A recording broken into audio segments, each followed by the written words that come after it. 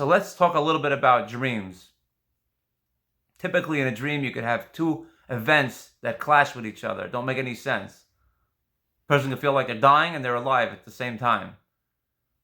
Now, what you would typically have is two real things that don't belong together, that are coming together because of the fact that the person's sleeping. Now, why is this? So we would first have to analyze what a person is like during the day in order to understand what the night looks like.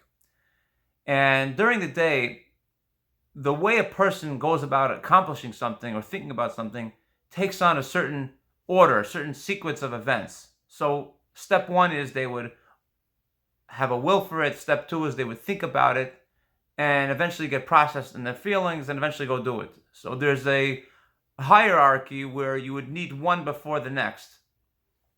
This is because of the energy of the soul that goes and powers up these different functions of a person. So whether it's the brain or the heart or whatever it may be, is all being powered up, and there's different levels of light, of energy that comes in from the soul during the day. At night, when a person sleeps, most of the energy goes back to the core of the soul. So this ray that was during the day powering the person is now back at the core level of the soul, and everything that used to be as far as thinking and feeling or wanting something, all that is combined in one single zone, in one single compact place in the core of the soul. So what ends up happening is that goes and expresses itself in a person's thought, because we say the thought never turns off, it continues to go.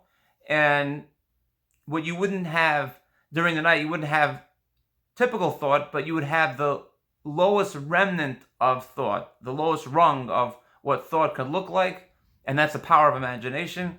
And that acts as a vessel to take all of these functions that now went up to the core of the soul, such as thinking and feeling, so that they express itself in a person's thought, but it all comes together in one big mumbo jumbo.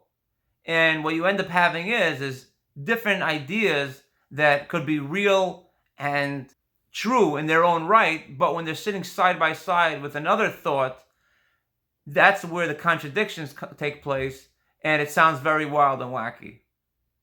It's written by the Mittel Rebbe and also by the Alter Rebbe that depending on what a person ate, it'll affect what kind of a dream the person will have.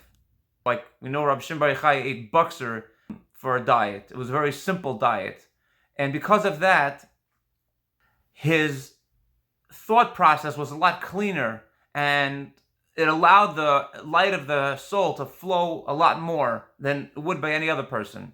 Obviously, this was a blessing from God, but typically when a person is eating heavier foods, there's a vapor that goes from that food, and the healthy parts of the food give you energy, but the leftover raw elements of that same food will go up and create a vapor and cover the person's brain and not allow the soul to express itself in the person's thinking, which typically a person will end up falling asleep from eating heavy foods.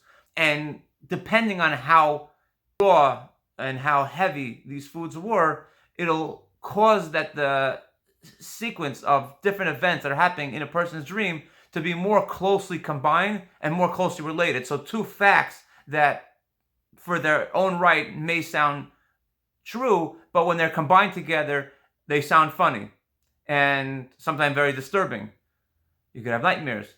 So this is also similar to, we say that when a person learns Torah down here in this world, he causes that the soul, his core soul in the heavens should also wake up, because during normal daily hours, a person is not involved in holy things.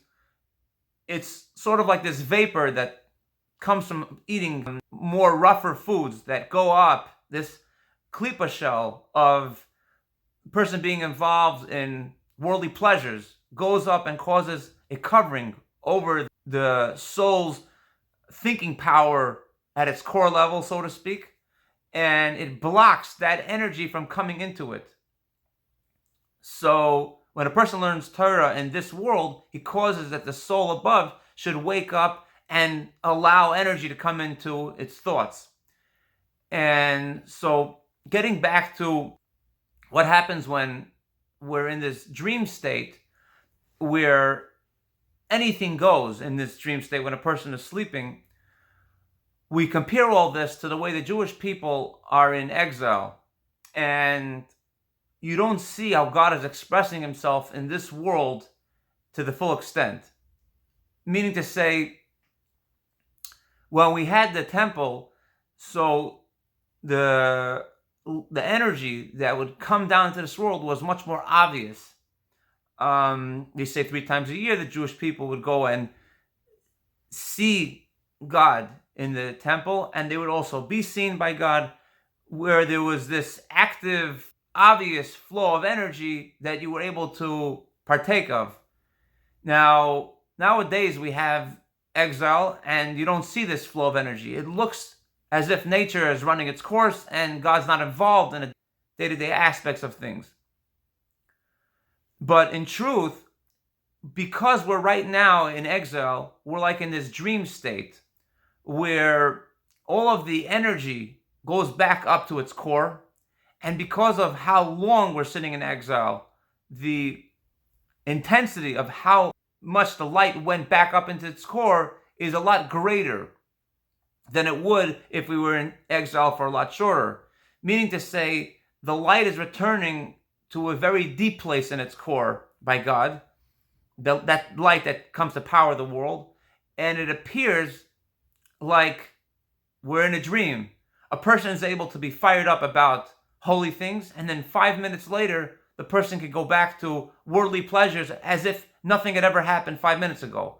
And it almost feels like hypocritical, and as if the first series of events where a person was active in holy things wasn't truthful. But the truth is, everything in its own place has its own truth to it.